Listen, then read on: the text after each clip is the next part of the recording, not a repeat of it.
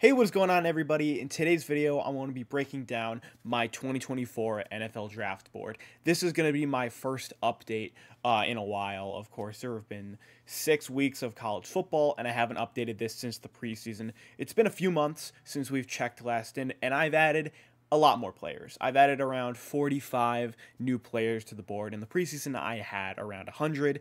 And I've moved around a lot of pieces. Of course, I'm going to be breaking down not only all my positions and my rankings, but I'm also going to be giving you guys, of course, the depth chart positions that I like to do and show you guys exactly where these guys play and where I think they'll be playing in the NFL.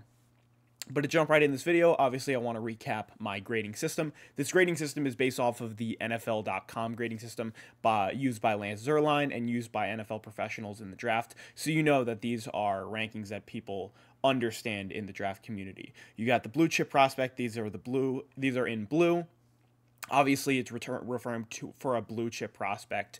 These are guys that are, the best of the best. These are their generational prospects. These are your Pro Bowl guarantees and all pros. Then you have your early first round grade. These are guys that are going to come immediately and play like quality starters. You got your mid first round grades. These are going to be guys that are quality, that'll step right in and start and will be very productive in the rookie year. Then you have your late first rounders. These are your guys that'll be guaranteed starters, but might have some shaky bits during the season. 6.5 in the future. I won't be giving these grades out immediately. These are obviously ones I've done film breakdowns, and once we've gotten into the draft process, I have not given a single grade to anybody yet, so stay tuned for that. Obviously, you have the rest of the grades. Early second round grade, borderline first round grade, eventual plus starter, your late second round grade, your third round grade, fourth round grade, fifth, sixth, seventh, and of course undrafted. I wouldn't worry too much about the grades right now. I would more look at the colors. These are my projections of where I think I'm going to end up ranking them, or where they're currently at right now in or how they've been playing so far. Obviously, they're just my rankings. Don't forget about them too much. And obviously, there are still things to come. But most importantly for you guys, let me know some prospects that I should hone in on and that I should look and add to this list. Obviously, this list will become much more refined, much more larger once the season fully gets underway, obviously. And then when the draft season comes around, when prospects start declaring, we have a better field of vision of who's actually going to be in the draft. I'll start with my first position, which is quarterback. Obviously, Caleb Williams is the best prospect in the draft. Obviously, he's at the most important position in the draft. And, I mean, he's, 26, 27 touchdowns in like 5 weeks of playing. He averages 5 touchdowns a game at USC. I mean, USC puts up 40 points a game. Listen, Caleb Williams is the best prospect in the draft. I don't want to mull over him too much. I want to talk about the guys that maybe you don't even know about. So let's talk about guys like Drake May. I love Drake May. He's got really good arm talent. He's playing super well at USC. He lost his #1 receiver in Josh Downs last year, and he's still playing so well. I also think he's an early first-round grade. I think he's the second quarterback off the board. Michael Penix Jr., man, is he also really playing well at Washington. He's got that wide receiver trio in Jalen Polk, in Rome Odunze, and Jalen McMillan. He's got a phenomenal cast around him. Washington's got a super sick offensive system there at Washington. His deep ball looks really good. I think a stigma coming in to this year was that he's a smaller left-handed quarterback who doesn't have the best arm talent, but I think he's maybe even the best deep thrower in the nation right now. He's got a phenomenal arm. He's got great accuracy. I think Michael Penix Jr., even though he is a lefty and there is a stigma against quarterbacks who are left-handed, I do think that Michael Penix Jr. is a good prospect, and I think he goes in the first round this year. Bo Nix and Shedeur Sanders are on the same level as me. I don't think Shedeur Sanders actually does end up in this draft class.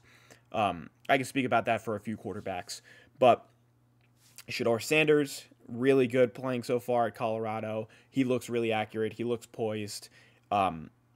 He looks big as well. He's 6'5", 200, and I don't know his exact weight, but he looks like an NFL mold of a quarterback. And over there, Colorado, they played phenomenal against guys like TCU. A little fall off as of recently. They put up a good fight against USC. They ended up losing big time to Oregon. But he's been playing well in the Power Five. Obviously, he's from Jackson State, an FBSU team, and brought over by his father, Deion Sanders, going to Colorado. Like Shedeur Sanders, but the thing is about him, I don't think he's going to be in this draft class. Same thing I could say about J.J. McCarthy. I also don't think that J.J. McCarthy is going to declare this year. He's that guy in Michigan. He wants to have another year with Jim Harbaugh, and I think that next year is probably their best chance to win a national championship, if not this year. This year it looks very good for Michigan as well, but I think next year Michigan probably has the best chance, or a much better chance to win a national championship, as Ohio State's losing a ton of guys. Georgia is losing a ton of guys.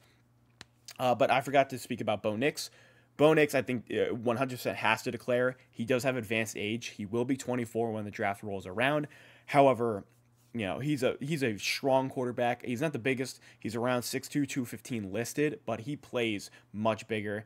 At Auburn, a big issue was his accuracy. It went from like 50% accuracy to like 70% accuracy at Oregon. It's playing very well. He has only one turnover or one interception to like 19 touchdowns or something. Bo Nix playing phenomenal at Oregon. I like him as a prospect, but maybe not enough to go in the first round. I don't know if he has quite that elite NFL arm talent, or like poise or processing to be a franchise quarterback. I think he could be solid, but I think he's in the area where he doesn't have too many elite talents to where he's better than Drake May or Caleb Williams, but his floor is good enough to support a competent offense in the NFL.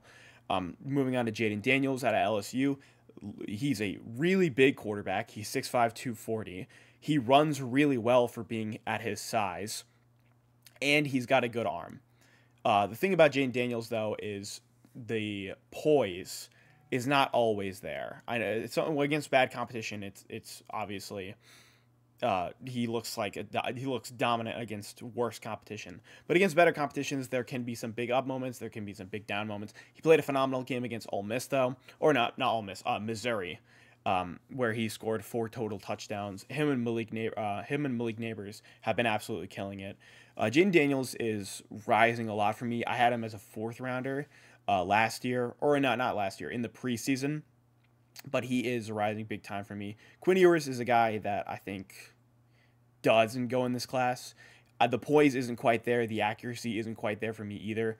He's really this is his first big year at Texas. I know he played last year, but this is his first big year at Texas. They just lost in the Red River Showdown. That sucks a lot. I think he does stay for another year, so I won't divulge too deep into Quinn Ewers, because I think he is a next year guy. Jordan Travis out of FSU playing really well. The only problem is his size. He's like 6'1", 210 pounds.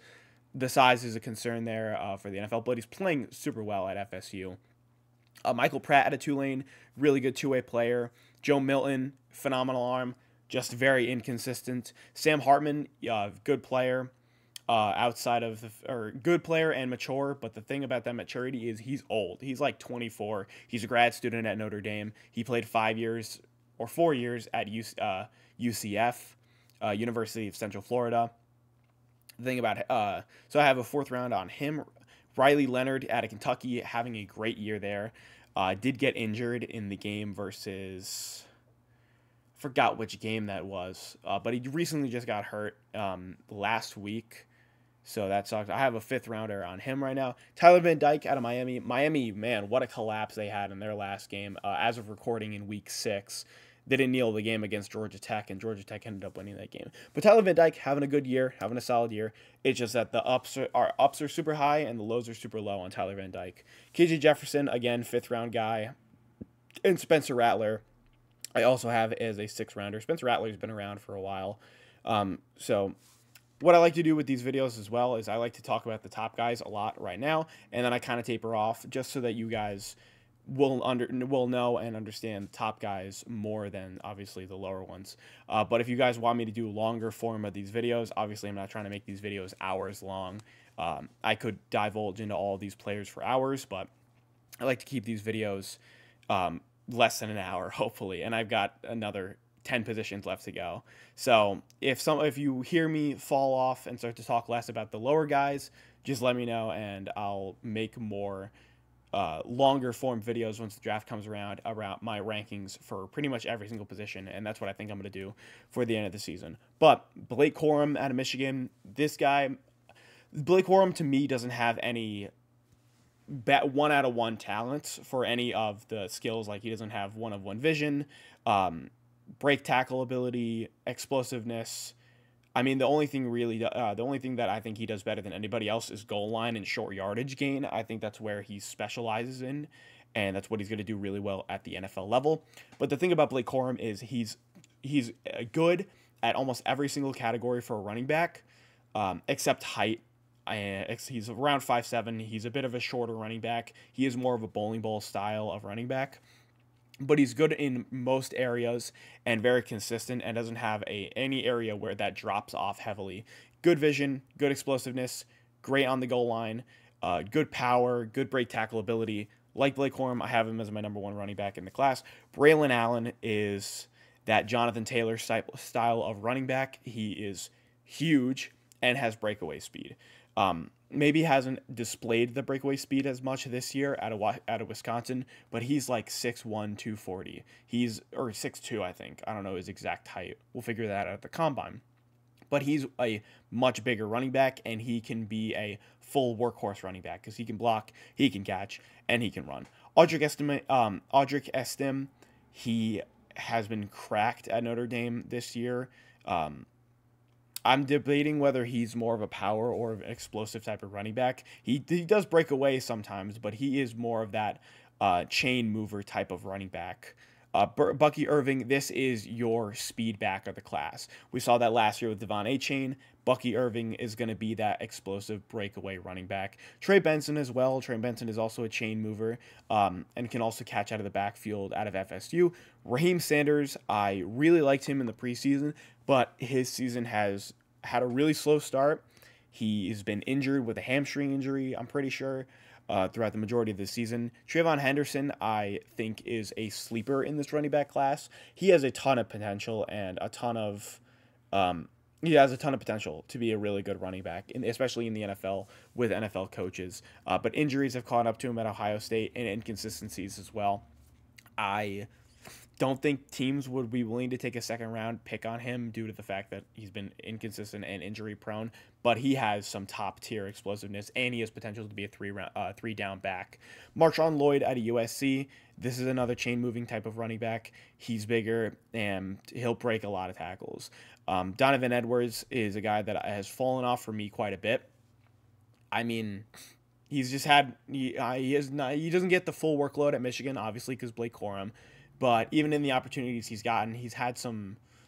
His explosiveness hasn't been as dominant as it was in the latter of last year. But I still think Donovan Edwards does go higher. I just prefer a lot of these guys over Donovan Edwards, even if you prefer Donovan Edwards, because he has a low workload, and that's usually better for teams.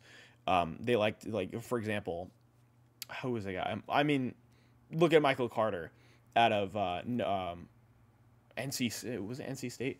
No, Michael Carter was out of North Carolina. You had the Javonte Williams, Michael Carter debate back in the day in 2021. Javonte Williams was obviously the number one. He got all the goal line work. He was the main contributor. But then you had Michael Carter, where he was the Donovan Edwards type of running back.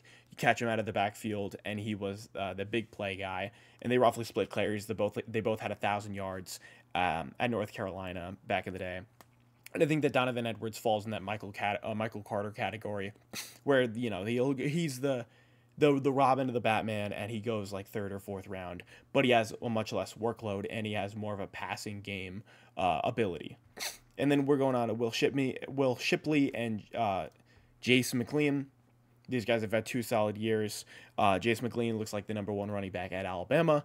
Will Shipley, obviously the number 1 at Clemson, probably going to reach another 1,000 yards. He's good, but doesn't have any elite traits.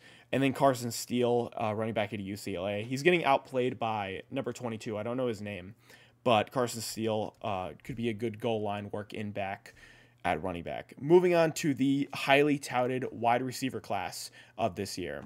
Love the wide receiver class. Love the receiver class. I have a lot of movers from the preseason. My preseason rankings for the wide receiver class look a lot different than now. So the thing about the receiver class, I think it's easier to add to the receiver class than it is to any other class for the draft in or before the draft process actually begins. Because I think for receivers, you just look at the top guys in, yards after catch, receiving yards, targets, and receivers are very easily seen in game. You can easily discern that this is a good receiver, whether this is a bad receiver, and which receiver is a lot better. I think ranking receivers is a lot harder than most of these positions, because receivers are like very, very minutely better than another, especially now in the modern NFL with the air raid system. It's getting a lot harder to rank and to discern which receivers are slightly better than one another. Obviously, development comes into that as well. But I have around 20 receivers, and this is the largest group right now in my draft board. So let's start. Marvin Harrison Jr. obviously is the best wide receiver in this class. He is, the son of Marvin Harrison, Colts legend, played with Peyton Manning, won a Super Bowl with them. Really love Marvin Harrison Jr. He's got the body. 6'4", 205. He's built like AJ. He's built very well for his size. He moves really well for his size. He's fast. He has a very developed route tree.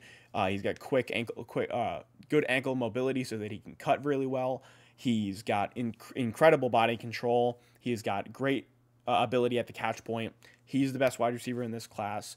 But we already know about Marvin Harrison Jr. What about the other guys? Let's move on to Keon Coleman. Keon Coleman is a guy that I actually didn't have in my preseason rankings because I didn't think he was eligible for this year's draft class. But I realized he was. He was a transfer from Michigan State, who transferred to FSU. He's an end zone monster. I mean, at the catch point, this guy's 6'4", 210 pounds or something like that. He is a beast at the catch point, and in the end zone especially, he'll create some problems in the NFL. I think he's a potential 10-touchdown guy, kind of like a DK Metcalf. Not as big as DK Metcalf, of course. Not the best route runner, though. Not the best route runner. He's good after the catch, but not obviously better than guys like Rome Odunze or Malik Neighbors after the catch. But, man, I think he is an end zone monster in the NFL. Really like Keon Coleman. He's going to come in at number 2 for me. Rome Odunze out of Washington, the number 1 guy at Washington, obviously Michael Penix Jr. He's phenomenal as well. Great body control, great sideline awareness. He made a few tiptoe catches at Washington. I forgot which game it was. Probably the Cal game. He had 2 touchdowns in that game. Great after the catch, great speed, and he's got great size as well. He's around 6'2", 6'3", coming in at 200 pounds as well. If you're looking for a number 1 receiver, I guess the modern number 1 receiver would probably be like a Justin Jefferson type receiver with great route running, great end zone ability, and great after the catch. You're kind of looking at a guy like Rome Odunze because he's got the size, the speed, and the route running ability. Malik Neighbors as well. He is the smallest. No, he's not the smallest. Malik Neighbors is around 5. I think it'll be like 5'10", 5'9", but he's the best slot receiver in this class. He's got really good route running. He's got really good after the catch ability, and he's really good with crossing routes and seam routes.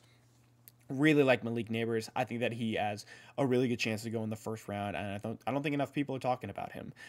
He is that number 1 with Jaden Daniels at LSU. Emeka Egbuka at Ohio State. I had him as a top 10 prospect for the class in the preseason. I don't think so anymore. I don't know whether it's an Ohio State issue, whether it's a Kyle McCord issue, whether he's not really throwing it to him. But Marvin Harrison Jr. has clear and away been the number 1 on the team, and then Emeka Egbuka. It was close between them in the preseason coming into the year, and I think that Emeka Egbuka has kind of slipped off the rankings. Obviously not getting as much opportunity as last year with CJ Stroud, and I think that plays into a factor, but still has really good hands, still has good route running ability, and is still quick. I think he'll be a draft riser. Even though, obviously, he's not going to put up the best stats for this year. A lot of receivers will out-chart him with statistics. I think that the intangibles or the I think that the skills that he has will help him a lot in this draft. Troy Franklin, obviously the number 1 guy at Oregon. Another bigger receiver, 6'3", but he is thinner, and it does look so. He's around 170, 80 pounds around there. But again, fast guy, really well on crossing routes, really good deep threat out of Oregon. Roman Wilson, this is a guy who gets a ton of volume at Michigan. He also, I think, leads the FBS in receiving touchdowns with like 8 or 7. Xavier Worthy, I had a lot of question marks coming into the season, whether his tracking ability, whether his hands were up to snub, but it's looking like is having a much better year at Texas with Quinn Ewers. And then Johnny Wilson, the only thing about him with Johnny Wilson is drop issue. But the thing about him is he's 6'7", like 200, and I don't know his exact weight, but he's 6'7".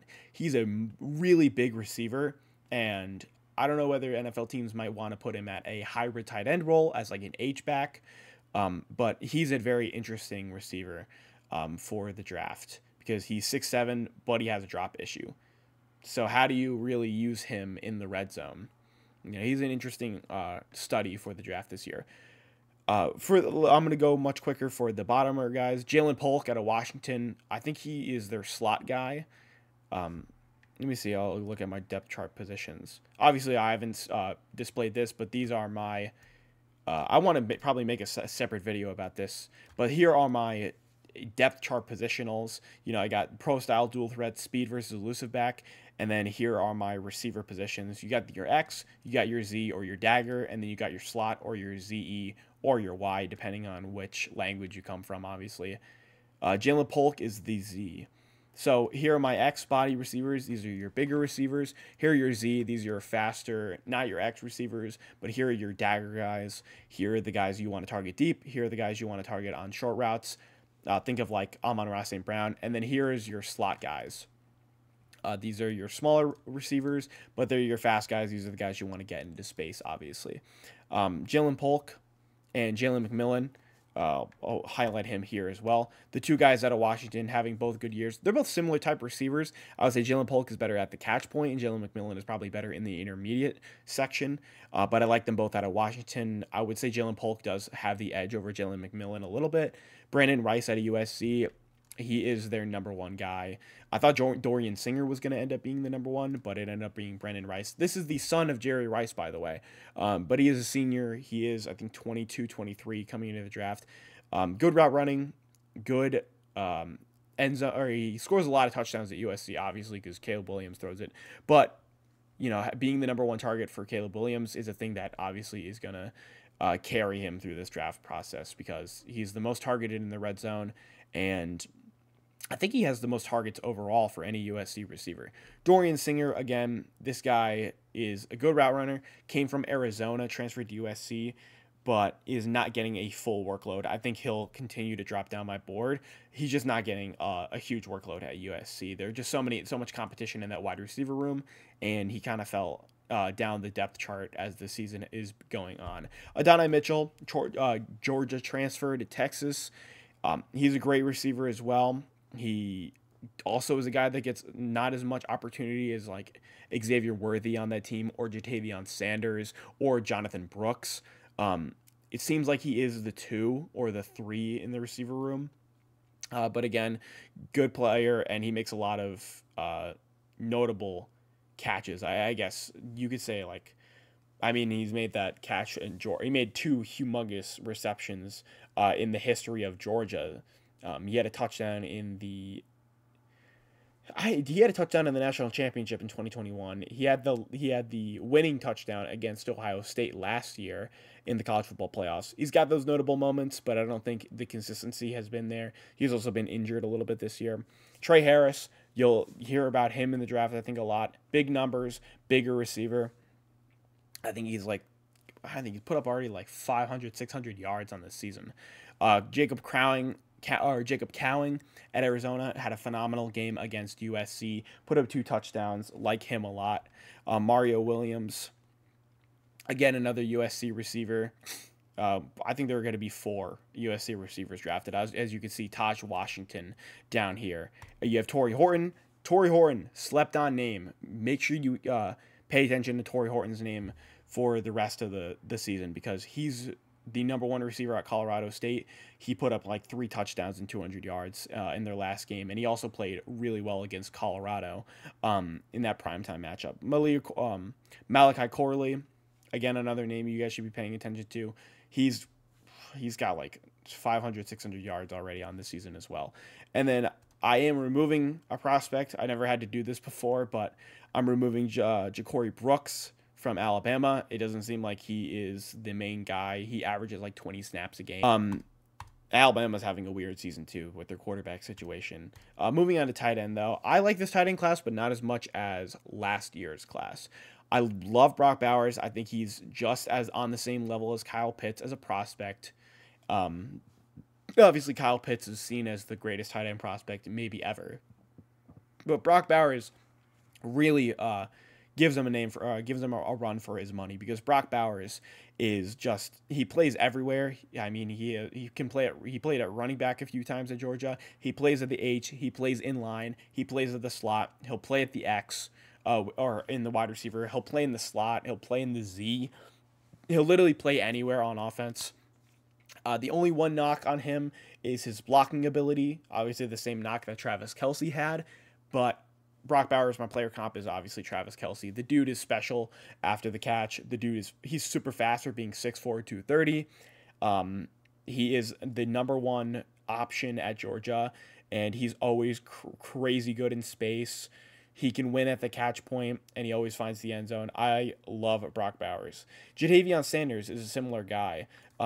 Not the biggest tight end, but he plays in more of that inline role. But he can't play the H role. He is fast, and he is that consistent option at Texas that it seems like Quinn Ewers really does like Ja'Tavion Sanders. He targets him a ton. Dallin Holker. Dallin Holker is a guy. Again, a Colorado State similar to Torrey Horton.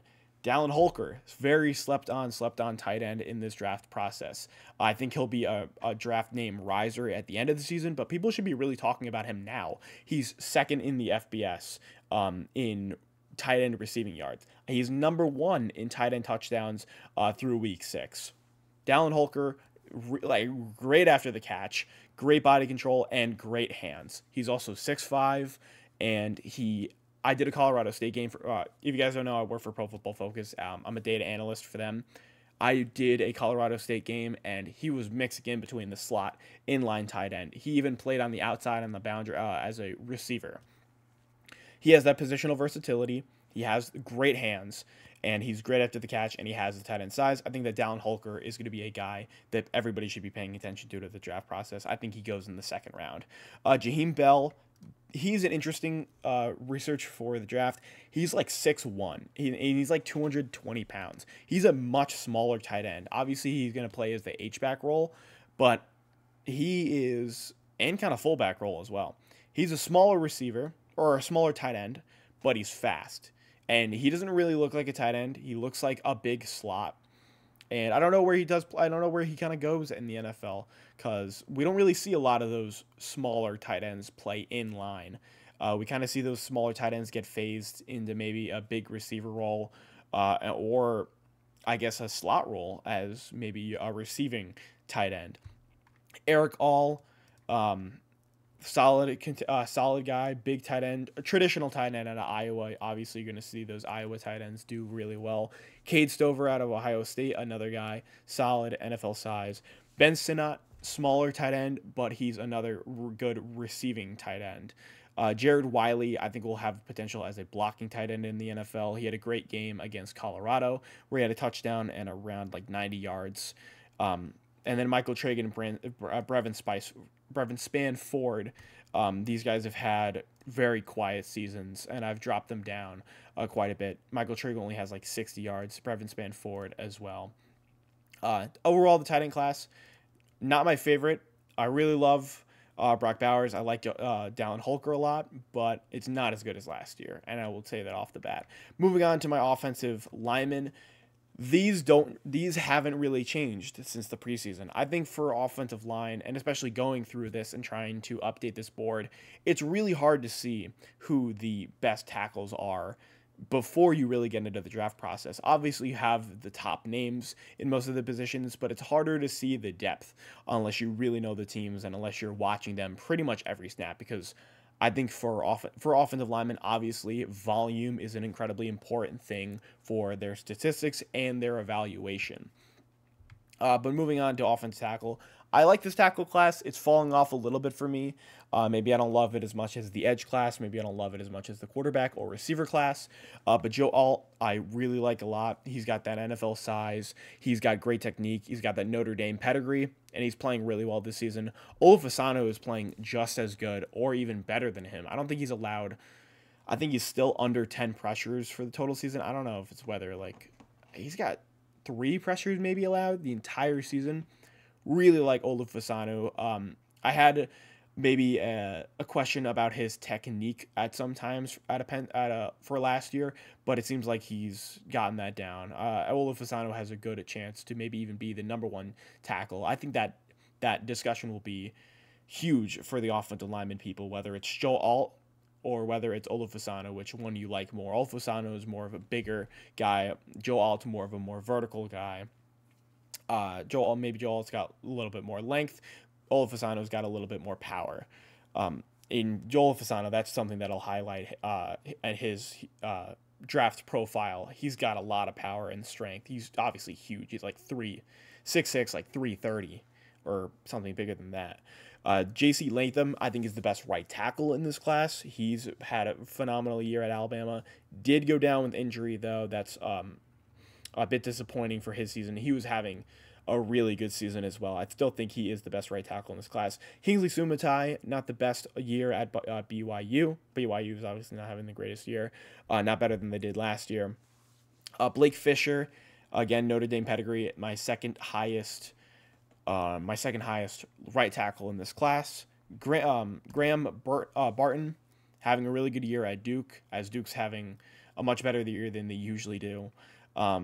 Artemis Mims out of Georgia, again, I think he was injured as well, but he was also having a good season. Jonah Moheim out of USC. USC's offensive line has not been having the best year, but obviously when you have Caleb Williams, your offensive line is going to look a whole lot better. But I think Jaheim Mohem is the best lineman currently at USC, and he usually looks like the right tackle that's getting blown by and not him. Jordan Morgan out of Arizona, Patrick Paul out of Houston. I'm adding these guys. Jordan Morgan, he had a really good game against USC. Solomon Byrd, who I'll talk about a little bit later, I think he only had maybe 1 pressure allowed against Jordan Morgan. Patrick Paul out of Houston, and then Zion Nelson, he's been hurt and he hasn't played a snap yet. I don't know whether he declares. If he does declare, I would say like a 4th round grade on him. Didn't have a great year at Miami in 2023. Obviously hasn't played this year. I don't even know if he will play this year. So he's a big question mark for me. For the guard position, I'm going to very briefly talk about this. Cooper BB is my number 1 guard, and I think he clears any other ones. Colby Connor, good year out of Iowa. He has guard tackle flexibility. Christian Mahogany, my best right guard out of Boston College. Donovan Jackson, falling off a little bit for me. Ohio State's offensive line hasn't been up to Ohio State's standard. Last year, it was so much better. This year, it's kind of degraded. Obviously, you lose both tackles in DeJuan Jones and Paris Johnson Jr. Bukes Limmer out of Arkansas, Zach Zinter out of Michigan, Layden Robinson, Tate Ratledge, and Javon Cohen I have as all my guards. And then obviously for center, I haven't added anybody new. Cedric Van Pran is my best center out of Georgia, Bryce Foster, Zach Frazier, and then Drake Nugget. Moving on to my defense after going over 30 minutes of the offense. Now my defensive lovers, you guys get your fun here. So edge class is the best defensive class, I think, for me, outside of the safety class. I'm going to talk about them real soon. Love the safety class. But for the edge class, Laiatu Latu is my number 1 edge rusher for this class. He has, I think, 6 sacks on the season, according to PFF. He has a really good speed and really good bend off of the edge. And I think I don't know whether he's number 1 or number 2. But he's top 5 in pressures according to PFF, and I think he's in total been the best edge rusher in the nation so far. Um, in the preseason, I had him as my edge. I think 3. He was coming off of a huge neck injury in 2021, returned to UCLA or transferred to UCLA in 2022, was a situational pass rusher and managed to get 10 sacks. This year, he is now a full-time edge rusher and is on pace to clear that number and get his career high in sacks. I think he's the best pass rusher outside of Dallas Turner. And overall, I think he is my edge 1, and I think right now the consensus is he is edge 1. Dallas Turner is my edge 2, another guy. He's been at Alabama for quite a bit now. He was an All-American, or no, he was an All-Freshman in 2021. Last year, he was the opposite to Will Anderson. Played well, but obviously not the best against the run, but he is a really good pass rusher. But the one thing I will say about Dallas Turner, again, not great against the run. He's not the biggest edge rusher, but he has great bend and good speed off of the edge. Jared Verse is my 3rd edge rusher. I had him as my number 1 edge rusher to start the year. I think Dallas Turner and Leia Attila too, especially based on how edge rushers are performing now. I think he is my 3rd edge rusher for the class. He only has 1 sack this year, 1 or 2 sacks. I think he has 2.5. He had 2 against Virginia Tech when they just played them last week. The thing about Jared Verse, technically very sound. FSU produces a lot of very technically sound edge rushers. He looks very similar to Jermaine Johnson. Jermaine Johnson, obviously, New York Jets 26th overall pick in 2022.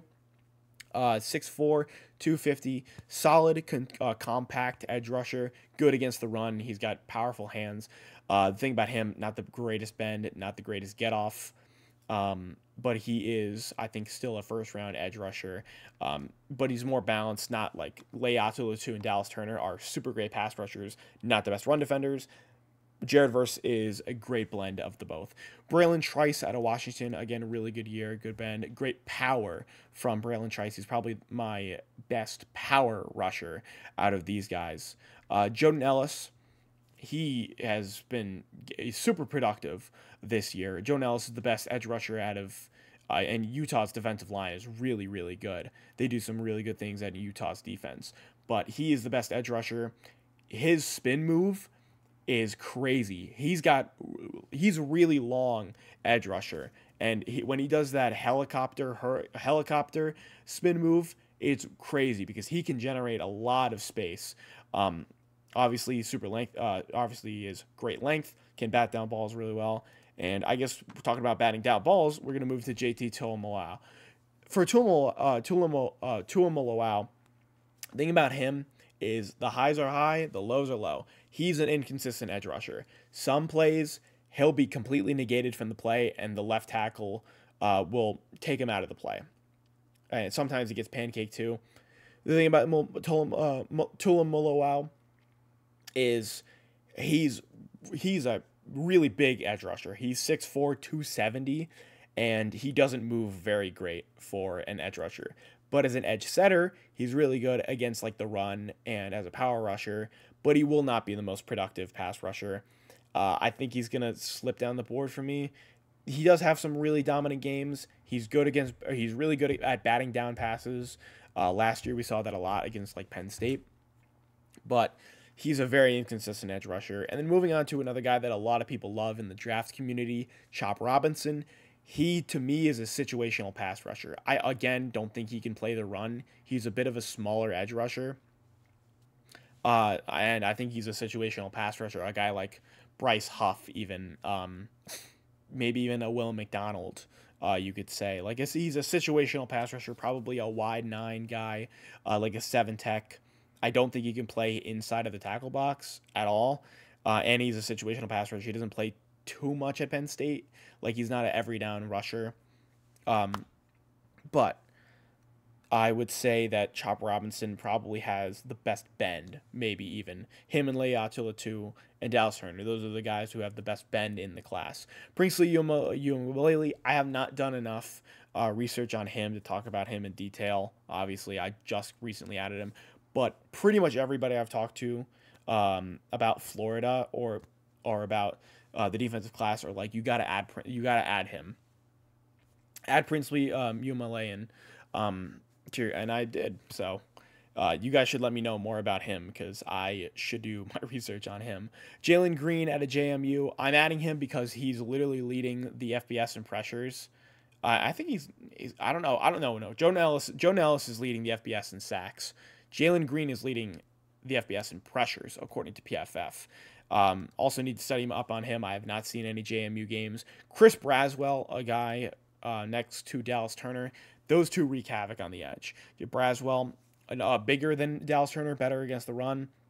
But again, another super productive pass rusher. Solomon Byrd, similar to guys like Joe Nellis. And he's up there in pressures. I don't know his exact ranking, but I think he's also top 5 in pressures. He has a few sacks to go in there as well. The best edge rusher at a USC. And also pretty good bend as well off of the edge. Jack Sawyer out of Ohio State, fallen off for me a lot. I liked him. I had him as a second-round projection in the preseason. Just doesn't get enough pressure and doesn't cover enough to cover well enough to be considered as an inside linebacker or bump in. He's a jack. For reference, a jack linebacker is a guy that bumps into coverage and that rushes the passer, kind of like Michael Parsons in his rookie year, if you even think. Michael Parsons is like the perfect jack prospect ever. Zion Tupuloa Fatui. His name's kind of hard to say. But at Washington, the other guy outside of Braylon Trice, another good power rusher. He's another big edge rusher. I think he's like 270. Akeem Massador out of Miami and Cedric Johnson to round out the 4th round. And then Gabriel Murphy out of UCLA, the Robin to Leato Latu's Batman.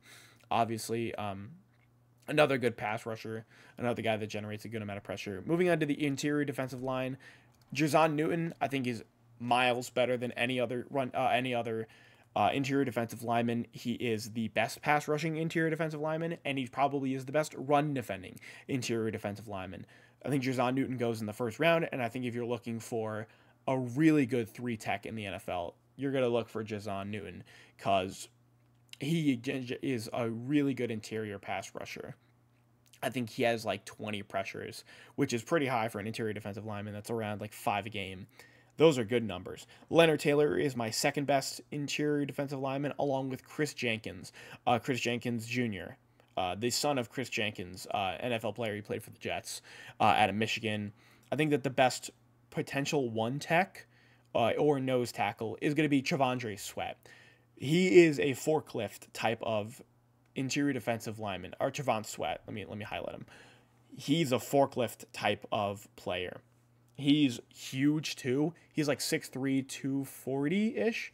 I think he plays the defensive end or I guess 3 tech, 4-4-I at Texas. I think he has potential to move into the 1 tech at nose tackle.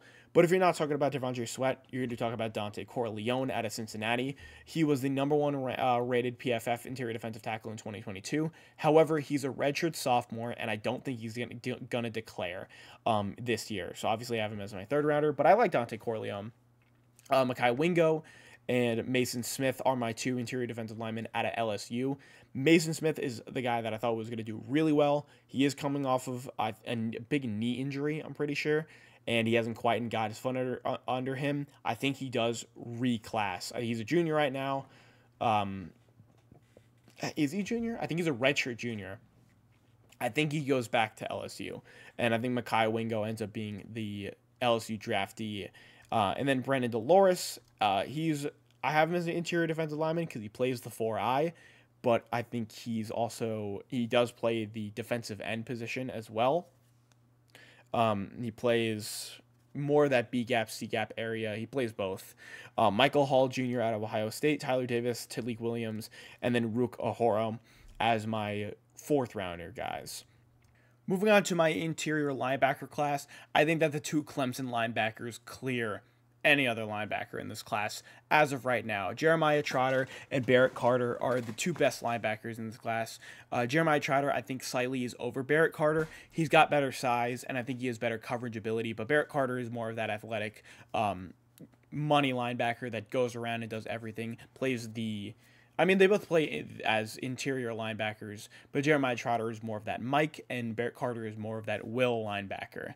But Jeremiah Trotter, sick in coverage, and Barrett Carter, also another guy, really good in coverage as a linebacker, and both of those guys are good at stopping the run as well.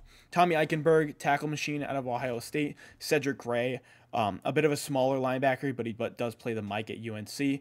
But he's around 6'2", 210 pounds, I think. He'll end up playing the Will at the NFL level. Danny Stutzman out of Oklahoma. He had another guy having a really good year at Oklahoma. Had a great game against Texas. Jamon Dumas-Johnson out of Georgia. He is their money linebacker, I'm pretty sure.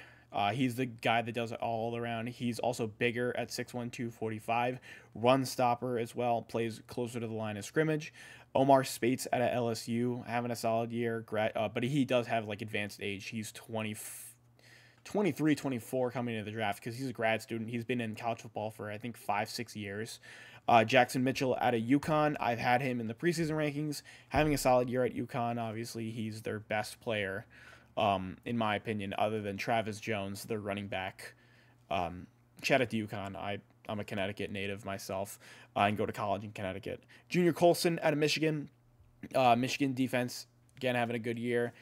He is their middle linebacker, and I think he'll be drafted this year. I don't know. I think he's a senior. Let me know if I'm wrong about that one. And then Solomon Mondon Jr. out of Georgia. I've rounding out my linebackers. Linebacker class, obviously, it's better than last year's class. I didn't love the linebacker class, and I think that was displayed by the NFL, only drafting one interior linebacker within the first 66 picks in the draft. The only interior linebacker that was drafted was Jack Campbell.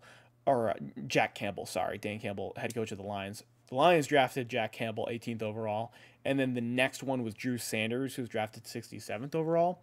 I think that we see maybe 4 interior linebackers go within the top, I would say 60. 4, maybe 3 go in the top 60, which is much better than obviously last year's. The cornerback class is a big question mark for me. I think that a lot of these guys are good, but I don't know. I'm a little questionable on some of these prospects. And obviously, I think that's displayed by the grades, or not the grades, the projections as of right now. I think that last year's class, the cornerback class, I loved a lot. I really like Joey Porter Jr., I really like Devin Witherspoon, and I really liked Christian Gonzalez. And I think all those guys have done really well at the NFL so far. So maybe that, and I also liked, oh man, why am I forgetting his name? Deonte Banks. I like Deonte Banks. He ended up going in the first round as well. And I think for this cornerback class, I don't think we see as much of the run-on cornerbacks as we did last year. I like Kool-Aid McKinstry a lot, but is he big enough to play on the boundary? He's around 180 pounds. He's a bit of a thinner cornerback, but he's got good technique. He's got, good, I don't want to say ball ability, but, he can play the ball well. Nate Wiggins out of Clemson, he is more your CB1. He's a bigger cornerback, 6'2", 210 pounds. He did go out with an injury against FSU, I'm pretty sure. But I like Nate Wiggins a lot. I think he's my number 2 cornerback in the class. Kalen King, having a great year at Penn State, but really, who have they played? He hasn't gone up against one of those really good receivers. We'll have to see how he plays against Marvin Harrison when they play Ohio State. And we'll have to see him play against Roman Wilson, because Kalen King does follow the number 1 guy, but he's got NFL size. He's not the fastest. I think he's very similar to Joey Porter Jr. last year in stature, in size, in ability. Cooper DeJean, there's a massive NFL stigma with white cornerbacks, but Cooper DeJean, man, he plays very well. I think he can play in a hybrid role as a strong safety or as a boundary cornerback, or he can play in the nickel because he's got great athleticism for, I guess, a white cornerback, you could say. And to be honest, I'd maybe put him above some of these other cornerbacks. And he plays the ball very well. Denzel Burke out of Ohio State. again, having a good year. Denzel Burke, I think he's allowed a sub 50 passer rating for the entire year out of Ohio State. These cornerbacks are good, and then I could include Josh Newton in that. Obviously, didn't have the greatest game against Travis Hunter against Colorado, but outside of that, he's been locked down. You could say for all these cornerbacks, there's a potential for them to go in the first round or close in the second round, but I wouldn't put it past these guys, the NFL, to maybe surprise us. I would maybe say only 2 or 3 go in the first round this year at most. But obviously, cornerback is such a premier position in the NFL that teams will reach up the board and they will take cornerback. I'll end up discussing that more in my mock draft.